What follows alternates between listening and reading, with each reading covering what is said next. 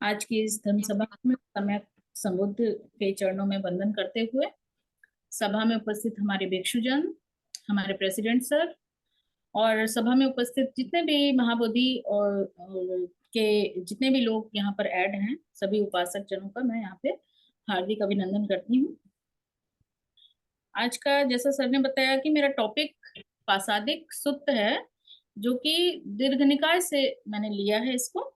और इस टॉपिक में ये बेस्ड है भगवान बुद्ध और भिक्षु चुंद जो होता है उनके बीच में जो वार्ता होती है उस वार्ता पर यह आधारित है ये सूत्र।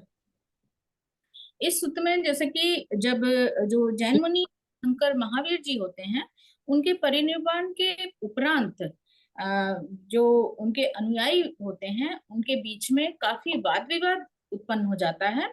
तो उस वाद विवाद को लेकर के और उस विवाद की इसमें चर्चा है, उसका जो कारण होता है विवाद का और जो कारण उसके लक्षण और वहां पर ही साथ में ट्रू कैसा होना चाहिए।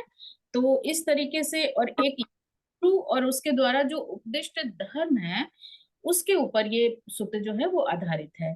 तो इसको ये दीर्घनिकाय से लिया गया है। तो जैसा मैंने समझा, पढ़ा और समझा है वो मैं आपके सामने रख रही हूँ। तो एक समय जो भगवान बुद्ध होते हैं वो वेदहिया नामक एक शाक्यों का स्थान होता है, शहर होता है, उसी के आम्र विहार में वो जो आम्रवन होता है उसमें विहार कर रहे होते हैं। तो उसी समय पे जब भगवान उस विहार में विहार कर रहे थे तो पावा में जो निगंठनाथ पुत्र यानी कि जो तीर्थंकर महावीर जी थे उनकी मृत्यु हो गई होती है।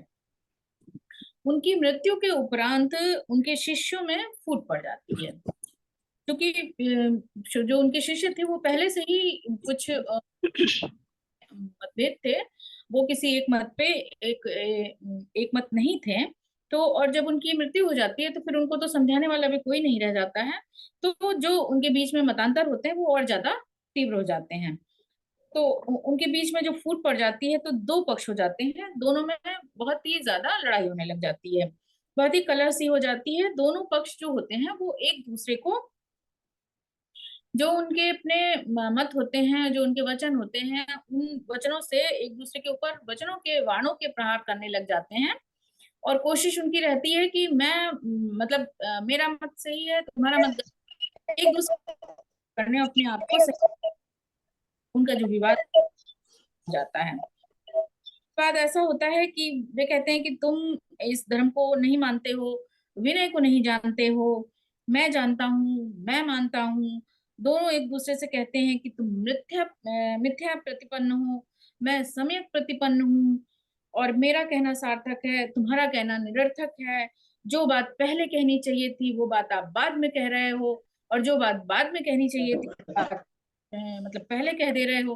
तो इस प्रकार से ना तो कथानक का शुरुआत सही हो रही है, ना उसका अंत सही हो रहा है, और इससे इससे जो उसका अर्थ है वो भी सही नहीं हो पा रहा है।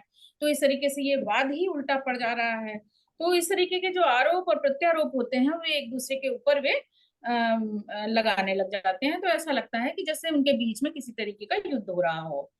तो इसी तरीके से जो उनके जो श्वेत धारी जो गृहस्थ शिष्य थे, उनके जो उपासक थे, वे भी कहीं ना कहीं निगंठ के वैसे ही निगंठ नागपुत्र के द्वारा जो बताया गया उनका वचन होते हैं, उनके उपदेश होते हैं, वे किसी प्रकार से मतलब इस प्रकार से सुविख्यात मतलब सही ढंग से व्याख्यान उनका नहीं किया गया होता है, जिससे कि वो उनके गृहस्थों के बीच में भी, अपने उपासकों के बीच में भी वो सही अर्थ उनके बीच में नहीं जाता है।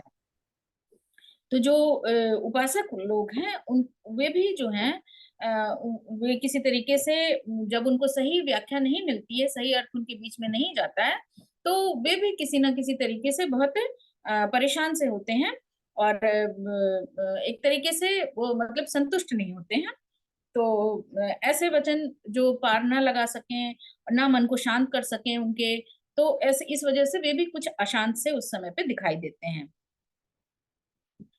तो ये वचन जो है इस उनको ऐसा लगता है, लगने लगता है जो उपासक होते हैं कि किसी बुद्ध द्वारा साक्षात किए गए हों और नींव रहित, आश्रय रहित हों और धर्म का सही सही व्याख्यान नहीं हुआ है। तो इसकी वजह से उनका जो मन मस्तिष्क होता है वो भी खिन्न सा वहां पर दिखाई देता है, जब उनकी जो महावीर स्वामी थे उनकी मृत्यु के उपरांत। तो इस वजह से जो उपासक होते हैं उनके बीच में भी वाद विवाद होने लग जाता है। उनके शिष्यों के बीच में, भिक्षुओं के बीच में तो हो ही रहा था, लेकिन उनके जो उपासक लोग थे उनके बीच में भी विवाद होने लग जाता है। तो इस तरीके से वहां पर ये मतलब दृश्य जो चल रहा था, इस तरीके का वाद विवाद हो रहा था। तो वहीं पे चुंद नाम का एक भिक्षु होता है जो कि पावा में उस समय वर्षावास कर रहा था। तो वो इस चीज को उसने अपनी आंखों से देखा और अपने सामने सुना इस चीज को। तो ये देख करके वो भी बहुत परेशान सा हो गया। तो उस अपनी परेशानी को शांत करने के लिए वो भिक्षु आनंद के पास जाता है। तो भिक्षु आनंद को जब वो सारी बातें बताते हैं तो भिक्षु आनंद कहते हैं कि आओ चलिए हम लोग इसको इस ये जो समस्या सी उत्पन्न हो गई है ये वाकई में एक गंभीर समस्या है जो कि भिक्षुओं के लिए भी सही नहीं है, उपासकों के लिए भी सही नहीं है। तो इसका निराकरण तो भगवान ही कर सकते हैं। तो हम लोग भगवान के पास चलते हैं, भगवान बुद्ध के पास चलते हैं।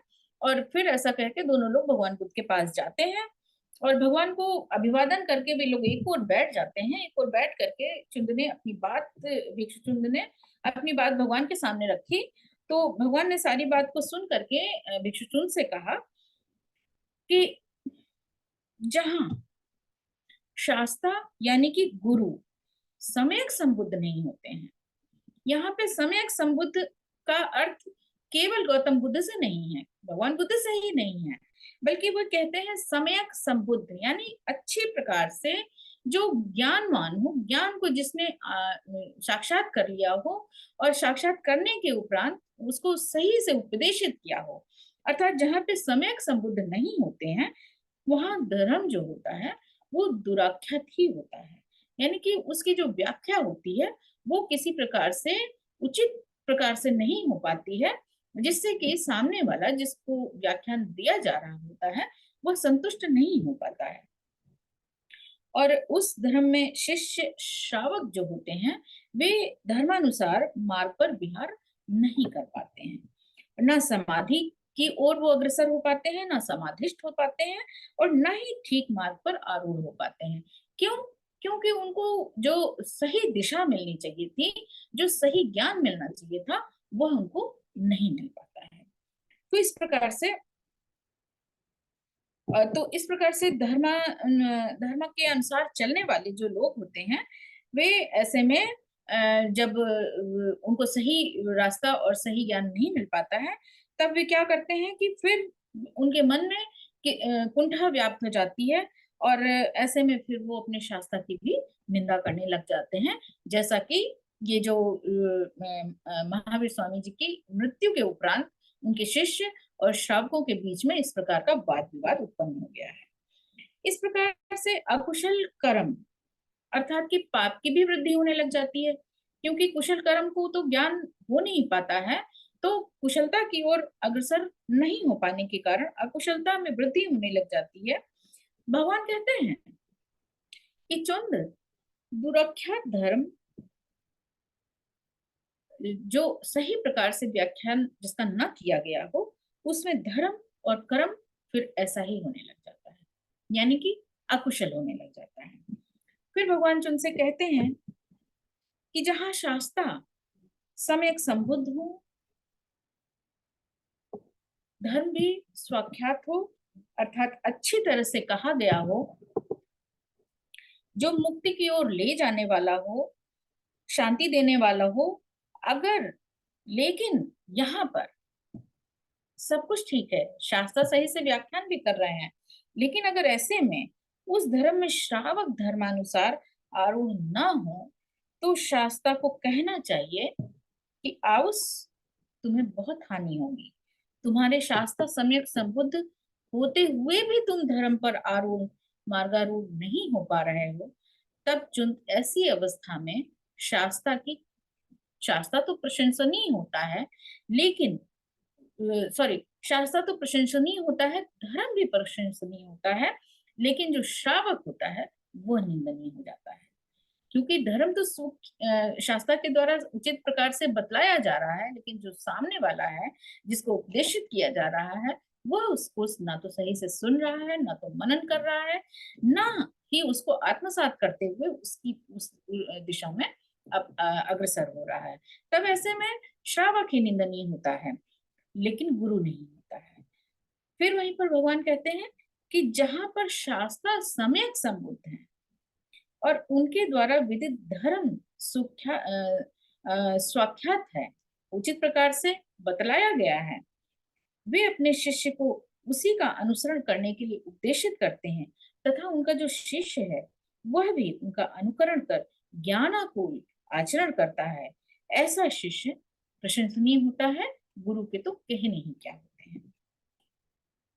फिर भगवान ने तीसरी बात बताई कि जहां पर सम्यक संबुद्ध शास्त्र लोक में उत्पन्न हुए हैं, धर्म भी स्वाख्यात हुआ हो, किंतु श्रावकों ने सद्धर्म को नहीं समझा, उनके लिए शुद्ध पूर्ण जो ब्रह्मचर्य है वह ठीक से आविष्कृत, सरल, सुगेय, युक्ति संगत नहीं किया गया, तो और देव मनुष्यों में अच्छी तरह से प्रकाशित भी नहीं किया गया। और इसी बीच शास्त्र तो हैं, सम्यक संबुद्ध हैं, लेकिन अगर इसी बीच वो जो हमारे शास्त्र सम्यक संबुद्ध हैं वो परिनिब्बत हो जाएं, तो फिर ऐसे ऐसी स्थिति में जो उत्पन्न हो जाती है, ऐसी स्थिति वह बहुत ही सोचनीय हो जाती है। क्योंकि हमारे बीच में शास्त्र सम्यक सम्यक संबुद्ध तो आए, लेकिन उनके द्वारा जो ज्ञान है वह मतलब उन्होंने ज्ञान को उजागर किया, आत्म वो ज्ञान का उनको ज्ञान प्राप्त हुआ, लेकिन वह ज्ञान लोक कल्याण के लिए उपदेशित नहीं हो पाया। और जो उनके वो उपासक हैं और श्रावक हैं, वे उसको अच्छी भली प्रकार से समझ भी नहीं पाए, क्योंकि उनके बीच में वो उपदेशित ही नहीं हो पाया। तो ऐसे में फिर लोक की बहुत बड़ी हानि हो जाती है। फिर भगवान कहते हैं कि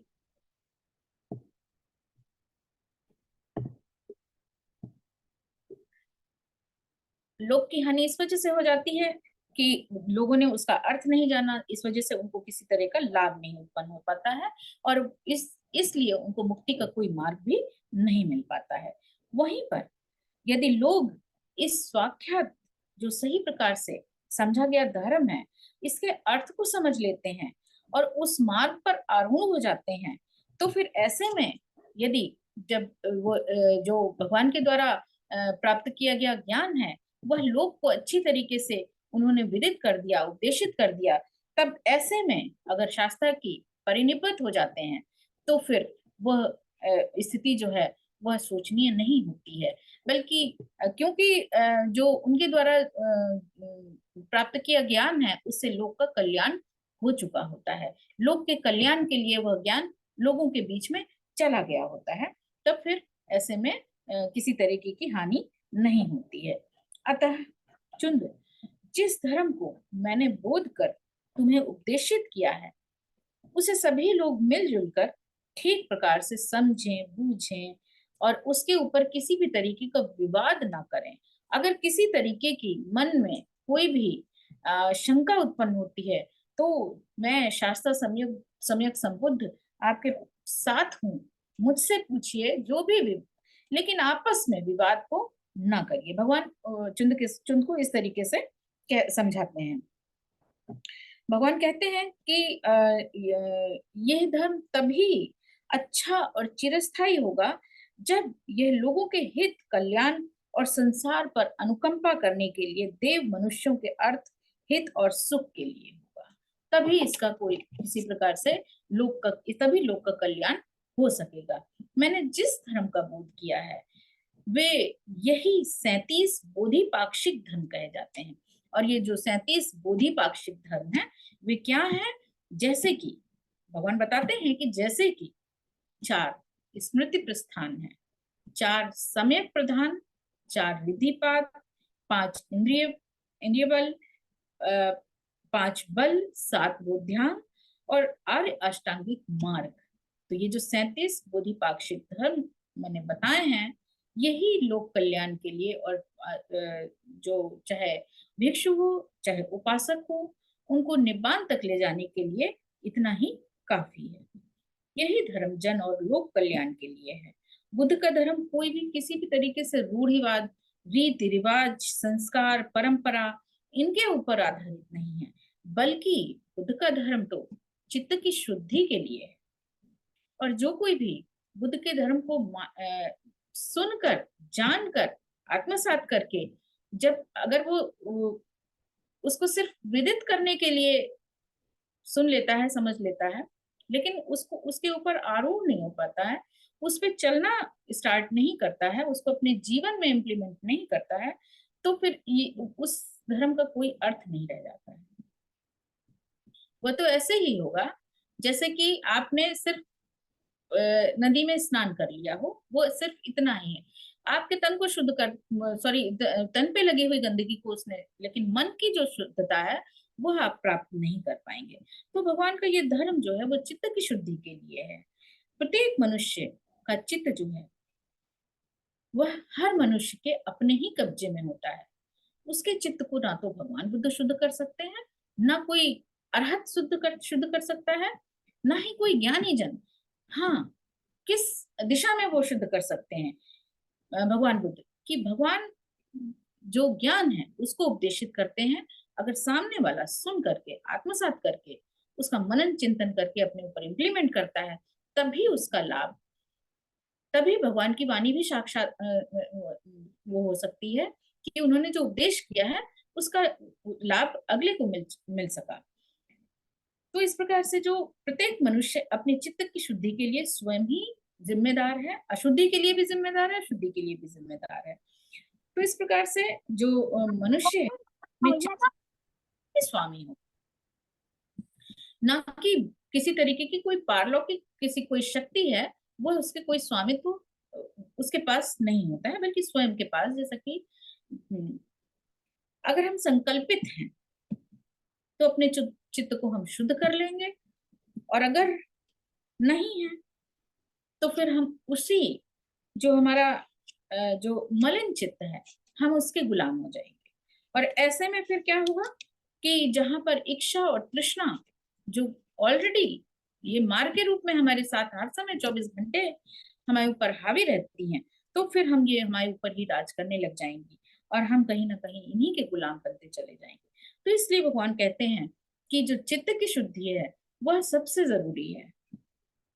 बुद्ध कहते हैं कि चुंद, मैं इसी जन्म में ये जो आश्रम है, अर्थात ये जो चित्त के मल हैं, उनके संवर या संयम के ही लिए धर्मोपदेश नहीं करता हूं, और ना केवल परजन के मतलब पूर्व जन्म के आश्रमों को और चित्तमलों को दूर करने के लिए ही अपना उपदेश नहीं करता हूं, बल्कि मैं इस जन्म और पारलौकिक दोनों ही आश्रमों के संयम और नाश के लिए धर्मोपदेश देता हूं।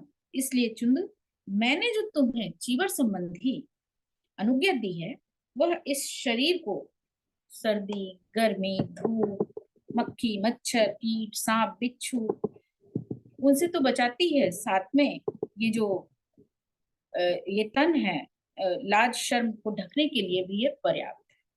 उसी प्रकार से जो पिंडपात संबंधी अनुज्ञा दी है वह इस शरीर को कायम रखने के लिए, निर्वाह करने के लिए, भूख को शांत करने के लिए पर्याप्त है।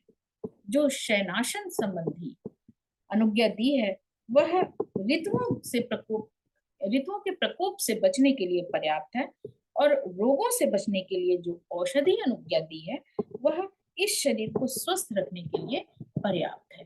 तो भगवान इस प्रकार से चुंद को ये गुरु जो शास्त्र है वो कैसा होना चाहिए, गुरु के द्वारा उपदेशित धर्म कैसा होना चाहिए, इसके बारे में ये जो भगवान ने पासादिक सूत्र कहा है, वह आज की अपनी इस चर्चा को मैं यहीं पर समाप्त करती हूँ।